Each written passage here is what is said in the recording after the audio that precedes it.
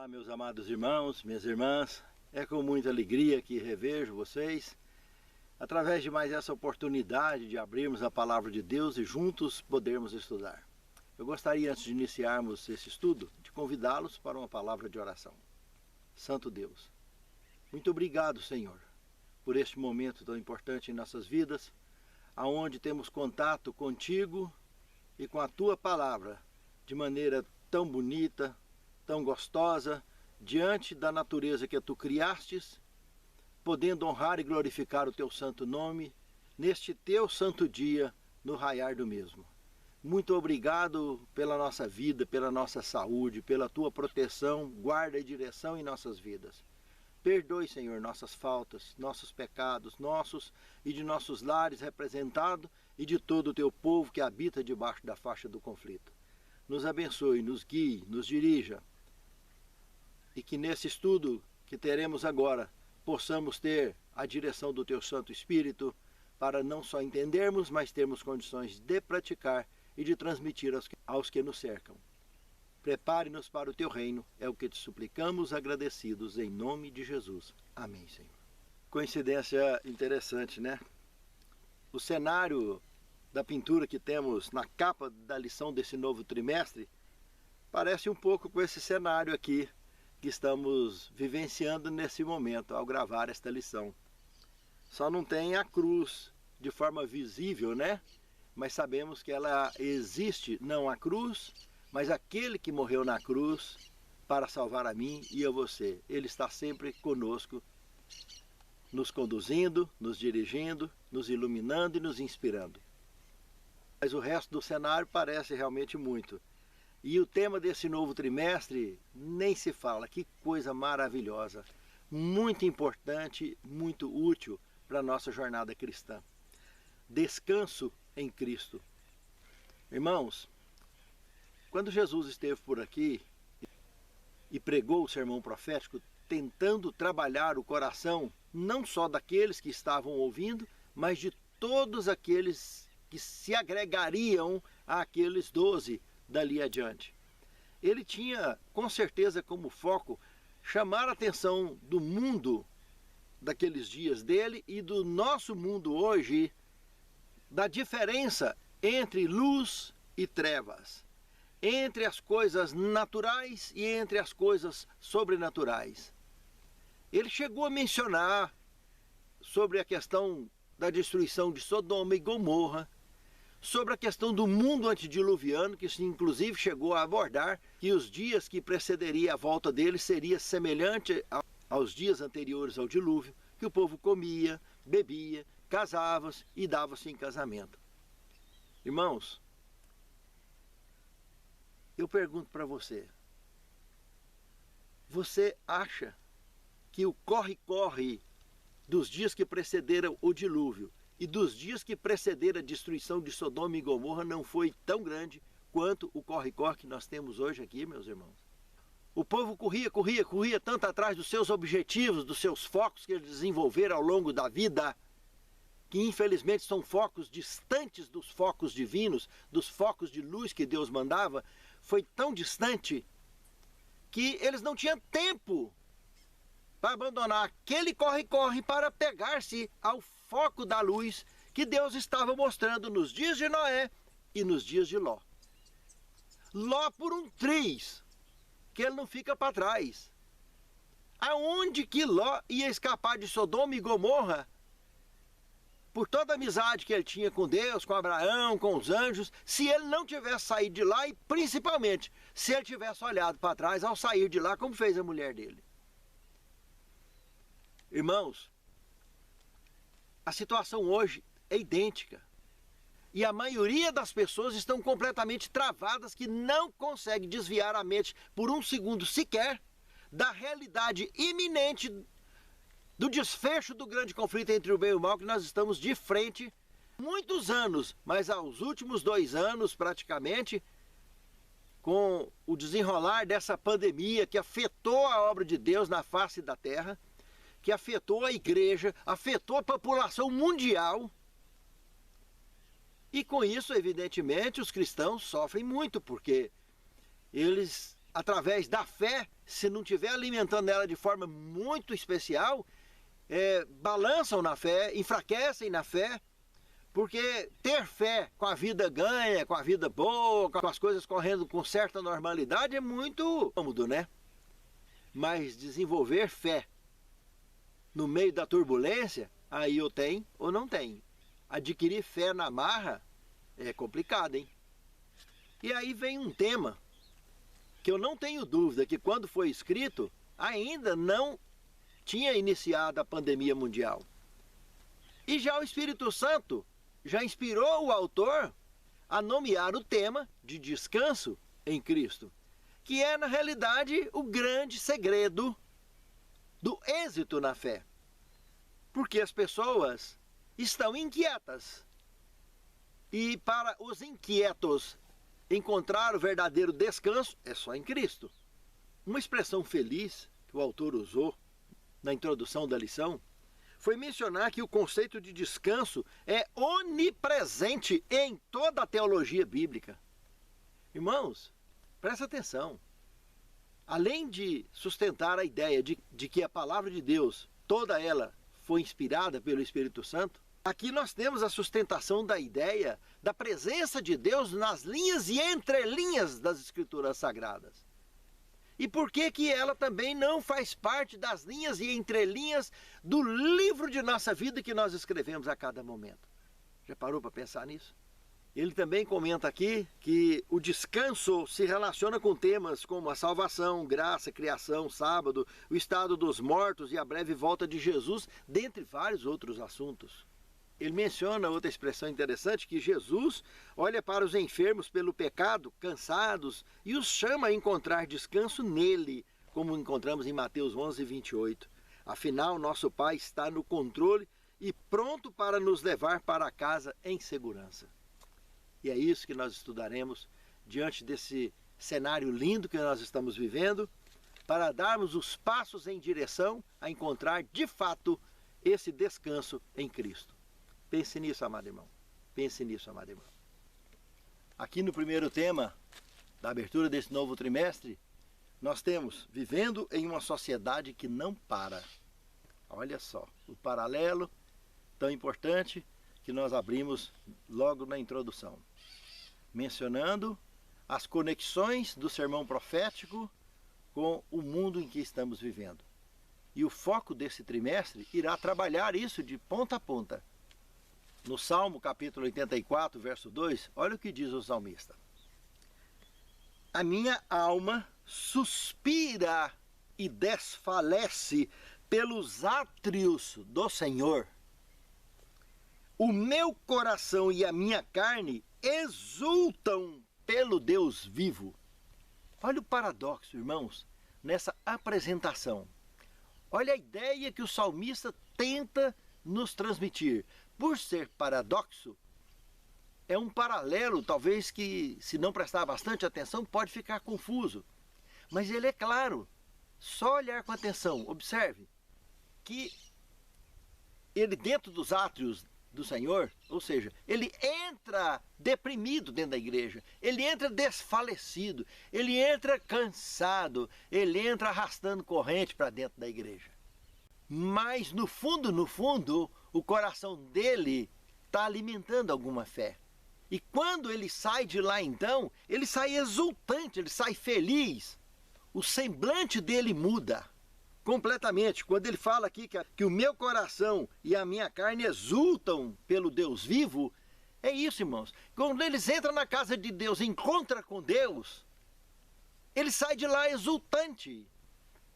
Ele tem uma conexão que, desde que ele encontra com Deus ali no seu átrio, na sua casa, simplesmente muda todo o cenário.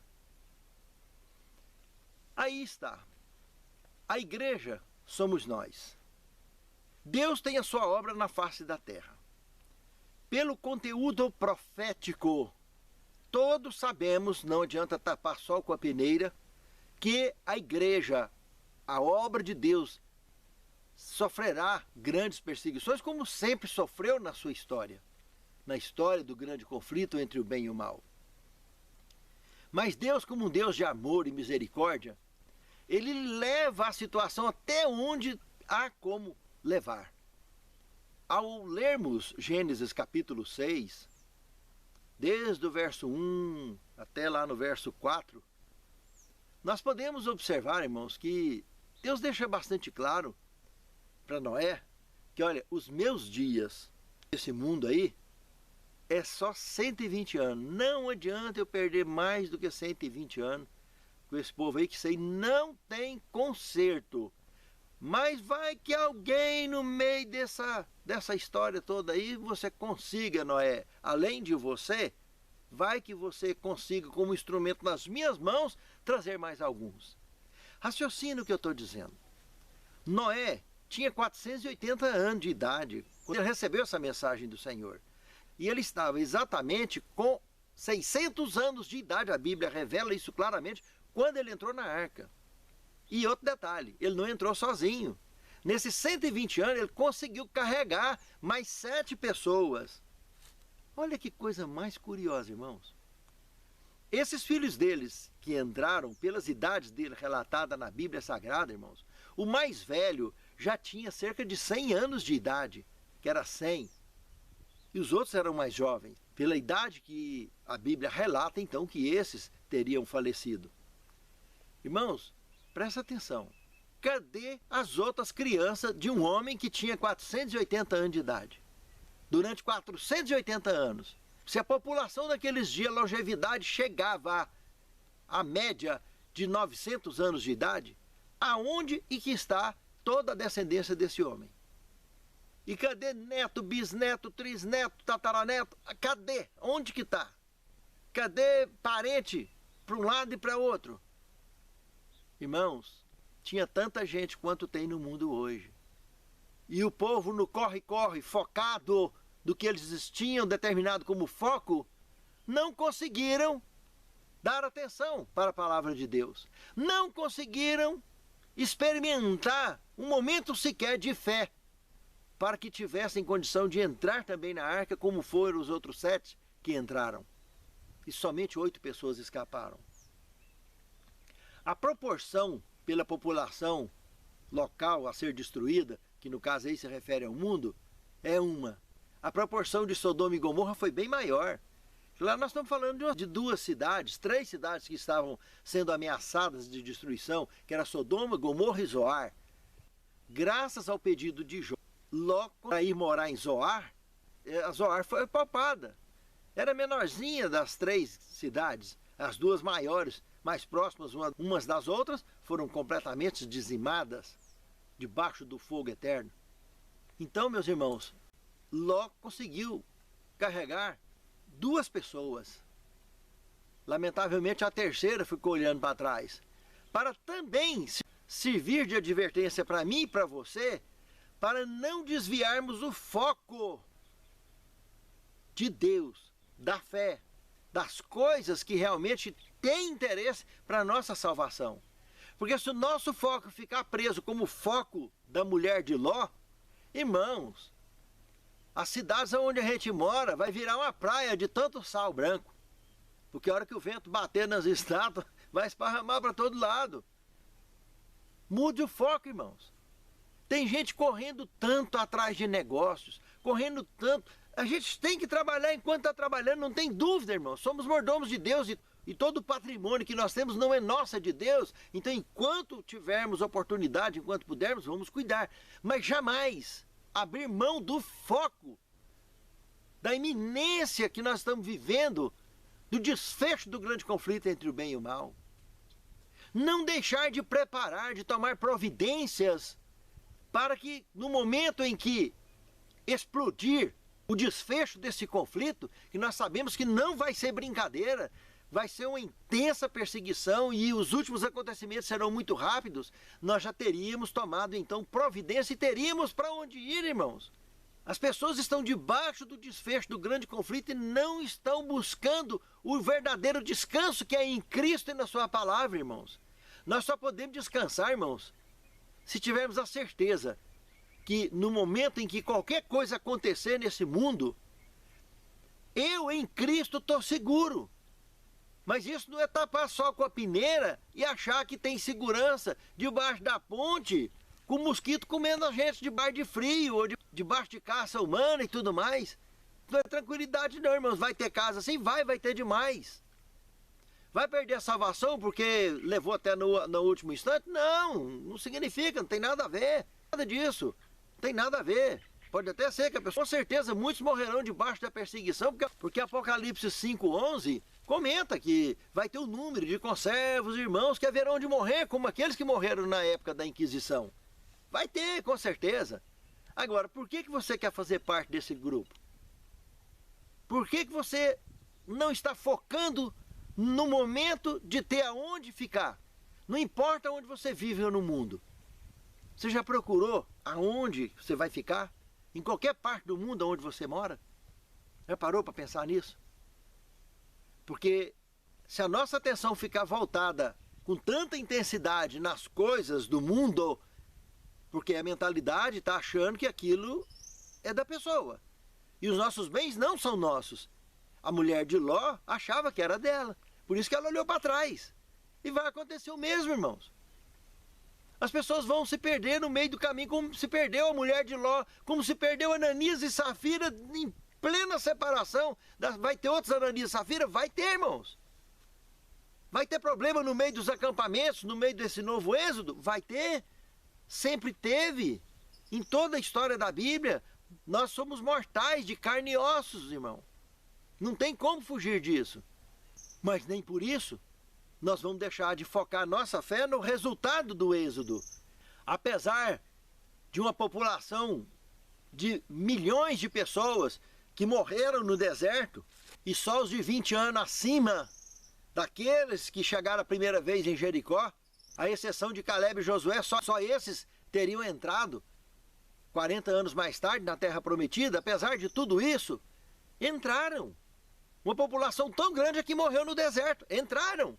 Mas por que fazer parte daqueles que morreram no deserto? Inclusive Moisés, Miriam, Araão, Joquebede, a mãe dele, todos morreram no deserto, irmãos. Por quê? Por que decidir morrer lá no deserto, se podemos, pela graça de Deus, fazer parte dos que podem entrar na Terra Prometida e ser transformado em vida? Num piscar e fechar de olhos. Se podemos fazer parte desse grupo, por que não alimentamos a nossa fé nessa direção, nesse foco? Ao invés de ficar abraçando as coisas do mundo de tal forma que não teremos outra escolha a não ser dormir na fé lá fora para abraçar com o Senhor nas nuvens depois que for ressuscitado. Glória a Deus! De alguma maneira entrar no céu. Mas se temos escolha, se temos orientação bíblica para isso, como tiveram aqueles que estavam lá no Êxodo, por que hoje não estamos agindo dessa forma?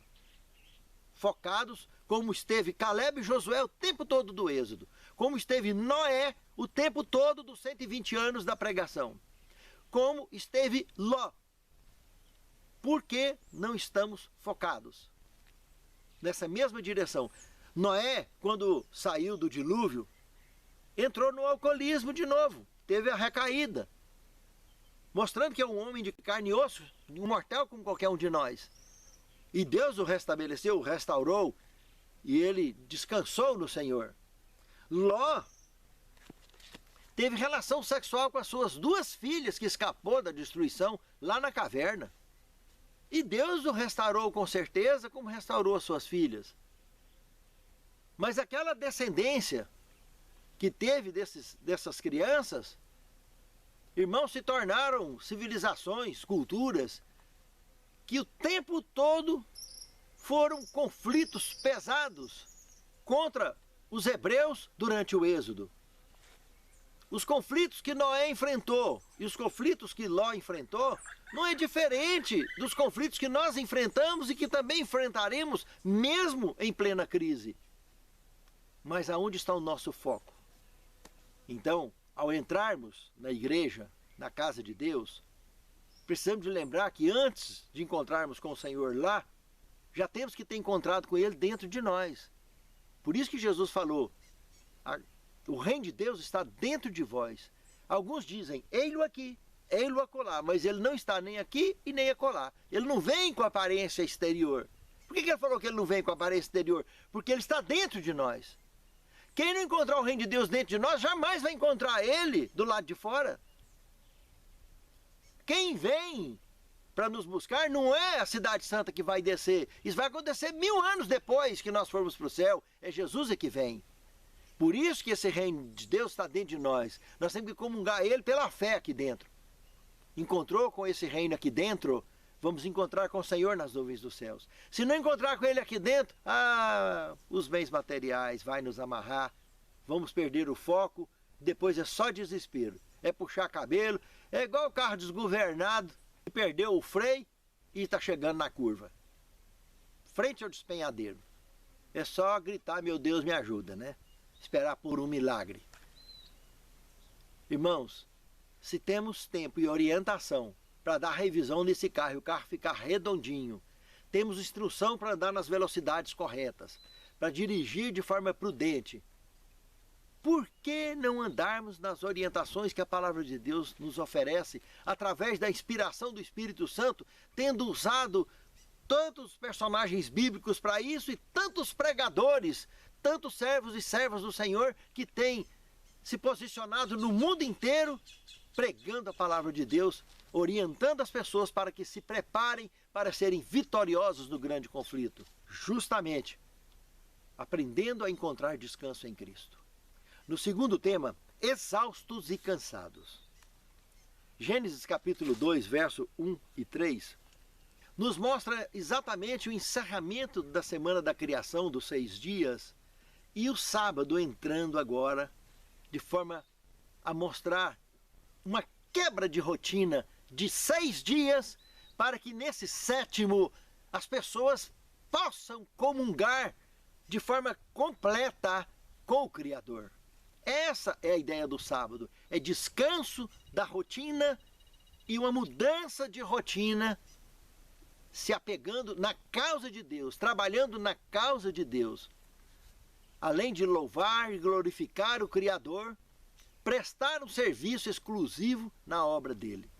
Seja na nossa família, seja com os nossos parentes, seja com os que estão nos hospitais, nos presídios, seja onde quer que seja. É uma quebra de rotina, uma mudança de rotina, para que jamais esqueçamos que o Senhor é o Criador, que Ele é o nosso mantenedor. E precisamos de nos envolver nessa causa. Por isso, um tempo para ser e não fazer. Um tempo para celebrar especialmente a dádiva da relva, do ar, da vida selvagem, da água, das pessoas e, acima de tudo, do Criador de toda boa dádiva. Irmãos, exaustos e cansados, se deixarmos isso tomar conta, essa ideia tomar conta de nossa vida, jamais conseguiremos firmar o nosso foco na fé e nas providências e prontos para servi-lo em espírito e em verdade o tempo todo. Pense nisso, amado irmão. Pense nisso, amado irmão. E no terceiro tema, falta de ânimo. Presta atenção, irmãos. Se exaustos e cansados, como vimos no tema anterior, deixa as pessoas desfalecidas igual o salmista quando entrou na igreja. Imagine esse outro aspecto que também é um sinônimo desse perfil psicológico, a falta de ânimo, a ausência de alegria, um espírito depressivo chegando. Por quê? Cansaço, exaustão, frustrações, tristezas tomando conta. Porque somos mortais, não somos dono de situação nenhuma. Somos feitos de carne e osso. E muitos estão pensando que é dono do que possuem, estão pensando que é dono de si mesmos. E temos um Criador que orientou e orienta o tempo inteiro a não nos desconectarmos dele. Porque se desconectarmos dele, só estaremos vivendo esses momentos que entendemos de vida, que é uma vida mortal. Mas se conectarmos com ele, entenderemos que poderemos viver eternamente, como Cristo falou para Marta, a irmã de Lázaro. Crê nisso, Marta? Que se crê em mim, jamais morrerá? Claro. Sono da morte não é morte. Irmãos, somente conectados com Ele, evitaremos a falta de ânimo, evitaremos a exaustão espiritual e o cansaço espiritual. Não existe, irmãos, fé exausta, irmãos. Não existe fé cansada, irmãos. Não existe fé desanimada. Fé é fé. Ou tem ou não tem. E quem tem, age. Como fez a mulher lá no poço de Jacó. Ela já queria logo sair e chamar a multidão. E ela não só queria, como ela fez. Se ela não tivesse feito o trabalho que ela fez ali em Samaria, jamais, irmãos, teria espaço aberto para a pregação do Evangelho atravessar por ali.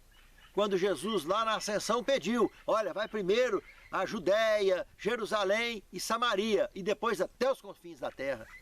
Esses 3 canais seria fundamental para o alicerce da fé cristã no mundo inteiro, saindo desses 3 pontos de partida.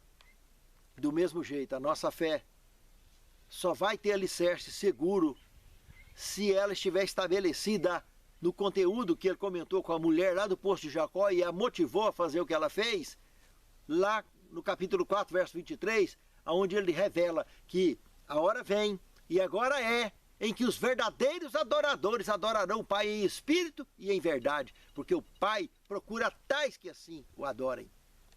Deus está atrás de mim e de você, meu amado irmão, minha amada irmã, buscando a mim e a você para nos agregarmos com Ele nesse desfecho da história do grande conflito entre o bem e o mal.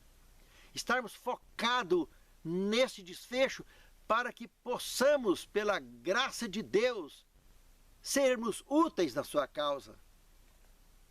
E principalmente, se estivermos nos lugares orientados por Ele, no momento certo, aonde Ele quer que a gente esteja, será bem mais fácil de conduzir a obra e de enfrentar qualquer crise que possa se sobrecair sobre a face da Terra.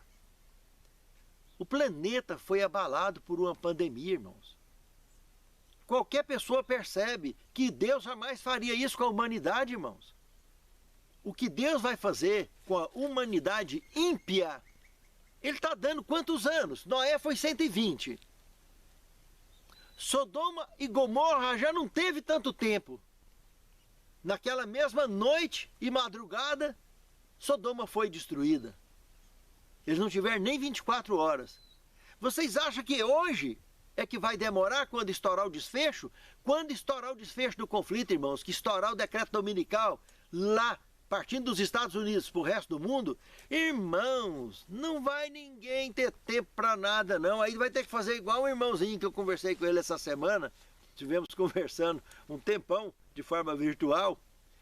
Ele pensando que vai ter tempo para tudo. Sabe que coisa, que ingenuidade, irmãos.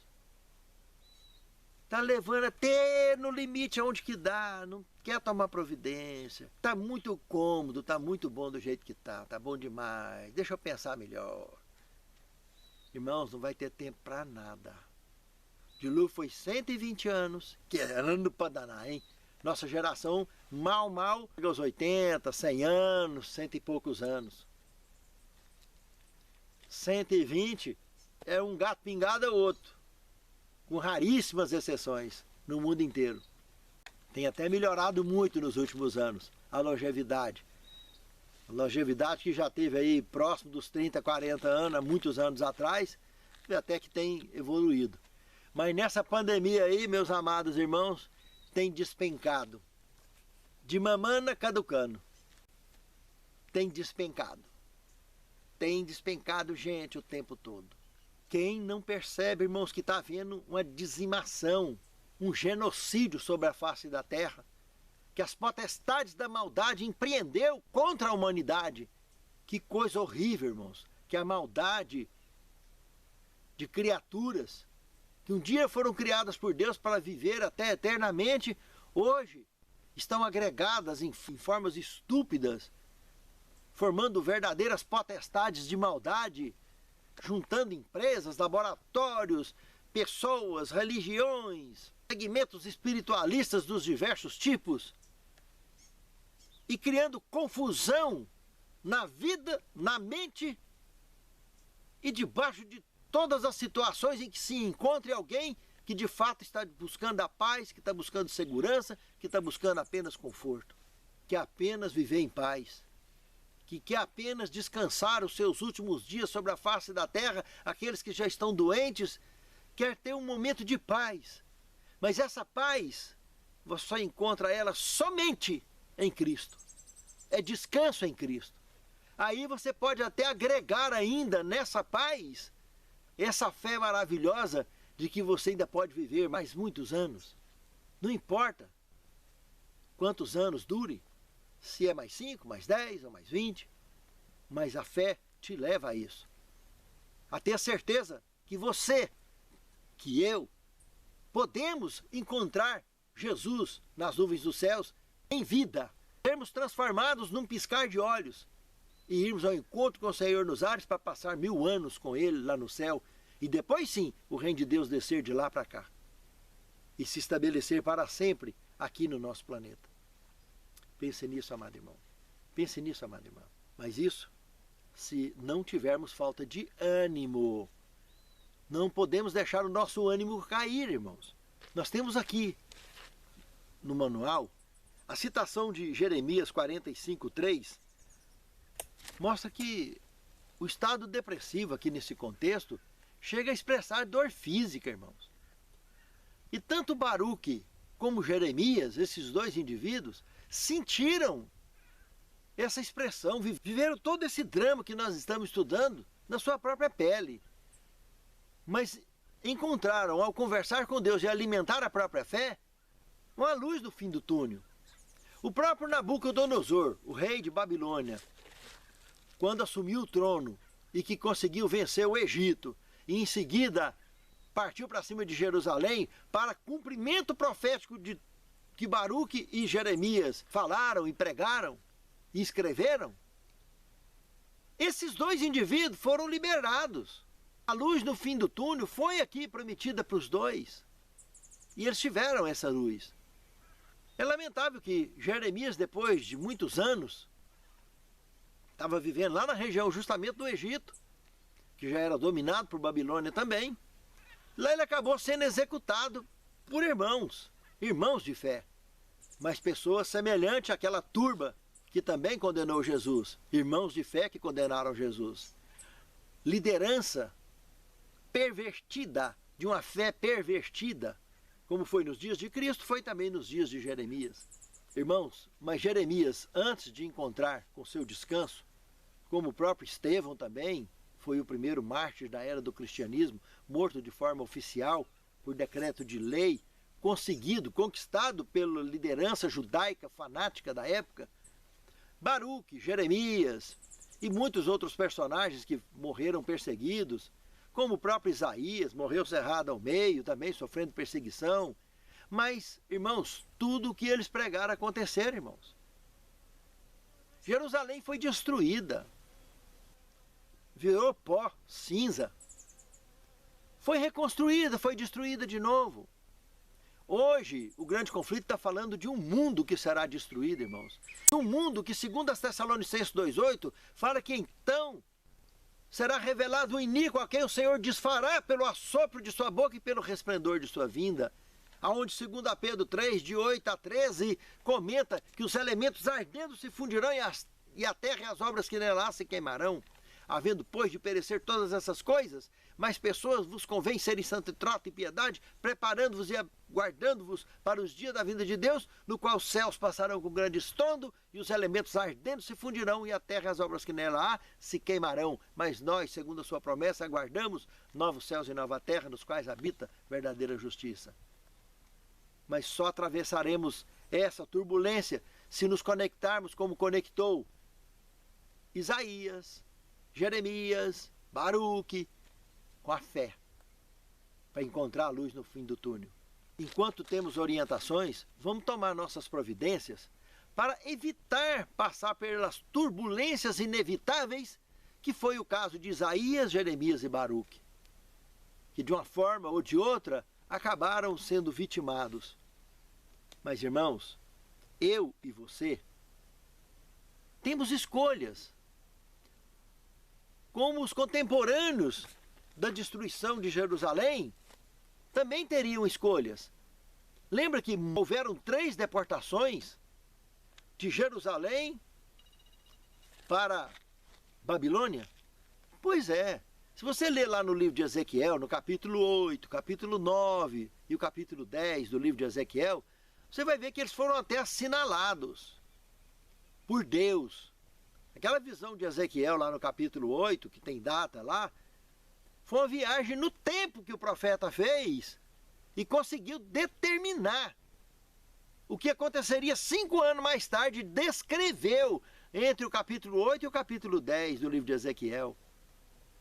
E ali mostra Deus assinalando, autorizando aqueles personagens celestes no meio do povo de Deus, os que ainda não teriam condições de serem recuperados. Diferente do assinalamento que vai ter hoje, da era apocalíptica. Porque os de hoje não vai ter chance. Os que assinalar hoje é de fato os que vai entrar no céu, irmãos. Deus não vai assinalar ninguém para ver se vai aproveitar alguém ou não. Aqueles que foram assinalados de Ezequiel, muitos se perderam, irmãos. Lá na fogueira mesmo, de Nabucodonosor, que era para todo mundo ajoelhar, somente os 3 companheiros de Daniel não ajoelhou, e Daniel não ajoelhou porque estava fora. E Daniel jamais ajoelharia e ele não estava ali, estava fora. Mas o resto da população, começando com o rei Joaquim, a mãe dele, sacerdotes, sumos sacerdotes e todo o povo que estava ali previamente escolhido, selecionado, membros do povo de Deus que estava ali, convidado, toda a população judaica e babilônica foi convidada para estar ali diante daquela fogueira, diante daquela estátua. E todo mundo ajoelhou. Somente os 3 não ajoelharam. Aí mostra onde que está o foco da maioria da população mundial, irmãos. Está nas coisas do mundo. Por isso que eles encontram falta de ânimo, porque são mortais, não são dono de nada, e Deus chama por amor. Se não entender, ele vai ter que chamar pela dor, não tem outro jeito. E para que meter a cara na fogueira se temos orientações bíblicas como os 3 companheiros de Daniel tiveram? E assim fizeram, andaram na fogueira sem se queimar, porque Jesus estava ao lado deles. E é da mesma forma que nós atravessaremos a fogueira do planeta ao encontro com o Senhor nos ares, sem queimar um fio de cabelo. Enquanto toda a química desse planeta estará sendo destruída, tudo que o homem construiu com a sua mão estará sendo derretido, como o texto bíblico que eu citei de Pedro comentou agora há pouco. Os elementos ardendo se fundirão, e a terra e as obras que nela se queimarão. Por que que nós precisaremos de nos queimar se temos escolha, se temos orientação? Pense nisso, amado irmão. Pense nisso, amado irmão. Definição de descanso no Antigo Testamento, 4º tema. Irmãos, o verbo Shabat, parar de trabalhar, descansar, tirar férias, relatado em Gênesis capítulo 2, verso 2 e 3, Êxodo 5:5 e em vários outros textos bíblicos, é também expressa na forma verbal hebraica nuak, como que em Êxodo capítulo 20, verso 11, mostrando a referência do descanso de Deus no 7º dia, o sábado, 4º mandamento. E o verbo também é expresso como repousar, igual ao que temos em Jó capítulo 3, verso 13, ou, mais diretamente, como parar, como expresso em Números capítulo 10, verso 36. E em 2 Reis, no capítulo 2, verso 15, nós lemos que o espírito de Elias, repousou sobre Eliseu. Irmãos, abra o olho nessa questão. Observe que coisa mais séria revelada aqui. Os 2 andando junto, naquele cenário espetacular que estava para acontecer, aonde Elias subiria num querubim, aí então descrito como carro e cavalo de fogo, não diferente dos cenários comparativos do livro de Ezequiel, capítulo 1, capítulo 10, que tem cenários bem parecidos. Irmãos, antes de acontecer isso, e Eliseu não tinha dúvida que isso ia acontecer, nem se fala então Elias, a palavra de Deus usar essa expressão que o Espírito Santo repousou sobre Eliseu, encontrou paz nele, que é o espírito de Elias aí, que traduzido aí então como espírito de Elias, teria repousado sobre Eliseu. Irmãos, é porque naquele corpo ali tinha fé suficiente para que o Espírito Santo que atuava em Elias pudesse atuar da mesma forma em Eliseu, como assim o fez. Mas e em mim e em você? Será essa a mesma situação? Já parou para pensar nisso? Porque em 1 Coríntios, capítulo 3, verso 17, e no capítulo 10, verso 31, nós temos uma orientação de que, em primeiro lugar, quer comais ou bebais ou façais qualquer coisa, façais tudo para a honra e glória de Deus. E que se nós não cuidarmos do nosso corpo, que é templo do Espírito Santo, que é moradia do Deus vivo, Deus o destruirá. Olha bem que coisa séria revelada nesse contexto. Eliseu estava na condição de receber esse Espírito Santo e conviver com ele. O Espírito Santo descansava nele, não cansava. Por isso que a expressão do verbo aqui disse que o Espírito descansou nele. Entende, irmãos? Se o Espírito Santo descansa em nós, em vez de se cansar em nós, nós prosperaremos na fé, irmãos. E isso não dá trabalho para Deus, é trabalhar para Deus, é diferente, irmãos. A maioria da população mundial dá trabalho para Deus. E o Espírito Santo não tem descanso nem de dia nem de noite, nem na mente, nem no coração de ninguém. Por quê? Porque as pessoas, ao invés de trabalhar para Deus, ficam dando trabalho para Deus. A mente, o coração está 24 horas carregado com as turbulências do mundo e pouco envolvido nas coisas de Deus. Aí como que vai ter condição do Espírito descansar ou repousar sobre qualquer um de nós? Quando Ele está conosco, Ele está sofrendo cansaço. Deus não cansa, irmãos, mas a ideia que a Bíblia está nos apresentando é essa, que Deus peleja conosco, Ele luta conosco o tempo todo. Lembra da luta de Jacó? Ele lutou com Deus. Então nós lutamos, Ele luta conosco o tempo todo, para que possamos aceitar essa condição de que Ele precisa repousar em nós para sofrer peleja com outros e não conosco. Porque os dois trabalhando juntos, o Espírito Santo e nós trabalhando juntos, nós prosperaremos na fé, prosperaremos na causa do Senhor e a causa dele prosperará. E o objetivo será alcançado com força maior. Por isso a definição de descanso no Antigo Testamento toda é voltada para o tema que nós estamos estudando esse trimestre, que é descanso em Cristo. Já desde aqueles dias a ideia sempre foi essa, do Espírito Santo repousar nas pessoas. Quando Ele repousa em alguém, é porque esse alguém não dá trabalho para Deus, mas trabalha para Deus. E aí a causa prospera. E aí automaticamente nós descansaremos em Cristo. Se o Espírito pode descansar em nós, imagine nós nele. Que maravilha, irmãos. E o quinto tema? Descanso no Novo Testamento. Por acaso não é a mesma ideia? Mateus 11, 28 é uma ideia muito clara disso. Todos vocês que estão cansados, sobrecarregados, oprimidos, venham a mim. Encontrem descanso em mim. Porque o meu peso é leve, meu jugo é suave. E encontrareis descanso para vossas almas. Irmãos, nós só encontraremos o verdadeiro descanso em Cristo, irmãos. Porque quando nós encontrarmos esse descanso em Cristo, o Espírito Santo também estará repousando sobre nós. E nós prosperaremos na fé, como prosperou Elias, e ele foi arrebatado vivo, como foi Eliseu. Eliseu, depois que morreu, irmãos, apesar de ter dormido, não foi arrebatado vivo, ele estava tão ativo que a caveira dele lá embaixo, o dia que jogaram o soldado em cima, o soldado bateu e já pulou ressuscitado. Jogaram o soldado morto para sepultar na sepultura dele. Irmãos, olha para isso. É como se a caveira tivesse... Ah, aqui não! E o sujeito já pulou vivo para fora. Irmãos, é porque ele está dormindo. Desmanchou debaixo da terra, mas está dormindo. Mas é uma pessoa que dormiu em Cristo, irmãos. Aí ele está ali esperando só o momento de ser chamado pelo nome para poder ressuscitar. E o momento dele, quem sabe, não chegou naquele dia que Cristo ressuscitou.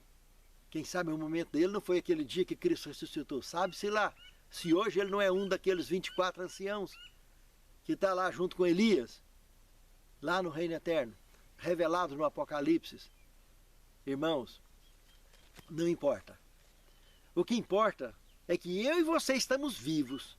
É que eu e você estamos ouvindo a palavra de Deus e a voz do Espírito Santo queimando no nosso coração. E estamos preparados? Temos aceitado a direção do Espírito Santo em nossa vida? Não é só a alimentação que é importante no nosso contexto de vida. Bons hábitos de toda forma são bem-vindos, irmãos. Não só na alimentação, como exercícios físicos, como dormir na hora certa e dormir mesmo, descansar, repousar. Tudo isso reflete na nossa saúde espiritual também. Tudo isso reflete no crescimento de nossa fé, porque o nosso ânimo, a nossa disposição, a nossa saúde, quanto maior, mais favorece os reflexos da fé. Não significa que quem está doente não tenha fé. Tem. Mas tem uma fé que exige muito mais do que quem não está doente. E isso precisa ser lembrado. Teve um contexto que aconteceu no livro de Marcos, capítulo 6, verso 31, onde Jesus chama os discípulos para ir à parte, no deserto, para repousar, para descansar, porque eles tinham acabado de chegar de uma viagem cansativa. Porque Jesus não queria que eles ficassem agitados, sem dormir, sem descansar, sem se preparar para as novas jornadas. Porque faz parte do crescimento da fé aproveitar momentos de sono, aproveitar momentos de descanso, aproveitar todas as oportunidades que temos para gozarmos de boa saúde ou para gozarmos de uma melhor qualidade de vida. Por isso, que se analisarmos também Mateus 26, 45 e também 1 Coríntios 16, 18, sempre todos esses temas estará comentando sobre a importância de focar na melhora da qualidade de vida de todos nós, que envolve o nosso descanso, que envolve principalmente o nosso descanso em Cristo. No sexto tema, fugitivo e errante pela terra. Aqui entra num ponto também muito delicado e curioso das Escrituras Sagradas, irmãos. Analisando Gênesis capítulo 4, do verso 1 até o 17, temos a história de Caim. Irmãos, o primeiro ponto a ser destacado aqui desse desfecho é que essa síntese aí, essa história, semelhantemente à história da criação, é uma síntese de milênios, desfechando em cima de uma história de um planeta muito mais velho do que se imagina. Na mentalidade convencional da tradição religiosa no mundo. Se o dilúvio aconteceu há 2.350 anos antes de Cristo, nós estamos falando há quase 2.000 anos após o pecado de Adão, irmãos. Ou seja, Adão teria pecado aproximadamente há 4.000 anos antes de Cristo. E quando chegou a 2.350 anos, então estaria acontecendo o dilúvio. E a história do pecado já vinha se desenrolando, porque sabemos que esse mundo tem 4,6 bilhões de anos. A Via Láctea tem mais de 13 bilhões de anos. Só a nossa galáxia. Cheia de planetas e estrelas que basta olhar para o céu de noite para ver. Aqui então, falando da história de Caim e Abel, esses dois gêmeos, se você observar no verso 1 e o verso 2 aí de Gênesis capítulo 4, você vai ver que Adão conheceu a Eva uma vez e ela teve 2 filhos. Ele não conheceu Eva 2 vezes. Então nós estamos falando de gêmeos. E que o Caim, esse então mais velho, que nasceu primeiro, teria matado o outro. E ambos eram profissionais, porque um era chamado já de pastor de ovelhas e o outro de agricultor. Então esse indivíduo que matou o seu irmão, no segundo ponto a ser levantado aqui, precisamos comparar aqui Gênesis capítulo 6, verso de 1 a 4, e ver que 3 grupos de civilização já tinha sobre a face da terra. Os filhos de Deus, os filhos dos homens e esses nefilins, que eram os valentes da antiguidade aí mencionados. Irmãos, com certeza esses nefilins eram uma cultura bem mais avançada. Nós temos inclusive que lembrar que o complexo de Gizé, que tem lá no Egito, Até hoje não tem nem um engenheiro e nem um arquiteto que dê conta de construir coisa idêntica, com um nível de inclinação que nem os mais famosos e os mais modernos arranha-céus do mundo ainda conseguiu alcançar o nível de inclinação que tem aquelas pirâmides. Irmãos, nós estamos falando de pirâmides que já tinham sido construídas há cerca de 300 anos antes do dilúvio. E esse grupo aí é uma suspeita muito grande de pessoas responsáveis de ter construído aquilo ali. Aqui no contexto bíblico, não está dizendo que houve mistura entre nefilins e filhos de Deus e filhos dos homens. Não é esse o contexto. Aqui está dizendo que filhos de Deus se misturaram com as filhas dos homens. Mas que tinha também, que vivia, está citando uma informação paralela, que vivia na terra os nefilins, os homens de renome da antiguidade. É uma curiosidade. O que eu estou chamando a atenção? O terceiro ponto a ser levantado aqui é o verso 17 do capítulo 4 de Gênesis. Caim toma sua mulher e vai para a terra de Nod, irmãos. E teve filho, construiu uma cidade. Caim não praticou incesto, não, irmãos. Caim escolheu uma esposa, uma mulher. Então nós estamos vendo aí, dentro desse contexto, que filhos de Deus e filhos dos homens estavam em pleno desenrolar até que se chegasse os dias do dilúvio. E Caim escolhe uma dessas mulheres que existiam, toma-a por esposa e vai para a terra de Nod. E o quarto ponto, por que então fugitivo e errante por toda a terra? Fruto das suas escolhas. Não é diferente das pessoas hoje. Muitas pessoas atacam um clima depressivo, ele já não para em casa nenhuma, não para em emprego nenhum, não para com casamento nenhum, não para com nada. Por quê? Porque é fugitivo e errante. Está fugindo de quê? Está fugindo da verdade? Está fugindo da realidade da sua própria vida? Não adianta, irmãos. Porque ele está desassossegado, irmãos. Porque ele está inquieto, porque ele está errante. O mesmo que aconteceu com Caim está acontecendo com a população mundial hoje. Aconteceu com Caim, aconteceu com o mundo antediluviano, com a cidade de Sodoma e Gomorra, com os dias contemporâneos de Cristo, e com os nossos dias não é diferente. O povo está desassossegado e está errante, irmãos. Está travado, não consegue prestar atenção no que está acontecendo. Não consegue ouvir a palavra de Deus, não consegue tomar providência acerca da palavra de Deus. Porque não encontraram descanso em Cristo, irmãos. Pense nisso, amado irmão. Pense nisso, amado irmão. Sétimo tema, tempo para Deus. Eu queria citar um texto do Desejado de Todas as Nações, página 362, que diz o seguinte: necessitamos olhar continuamente para Jesus, compreendendo que é seu poder que realiza a obra. Embora devamos trabalhar ativamente pela salvação dos perdidos, precisamos também dedicar tempo à meditação, à oração e ao estudo da palavra de Deus. Somente o trabalho realizado com muita oração e santificação pelos méritos de Cristo mostrará, no final das contas, ter sido eficaz. Você tem dedicado tempo estudando a palavra de Deus? Ouvindo a palavra de Deus? Pregando a palavra de Deus? Vivendo a palavra de Deus?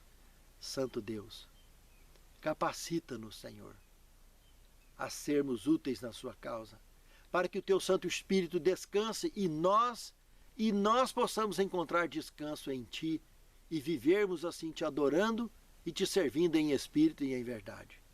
Prepare-nos para o teu reino, nos console, nos fortaleça em nossa fé. É o que te suplicamos agradecidos em nome de Jesus.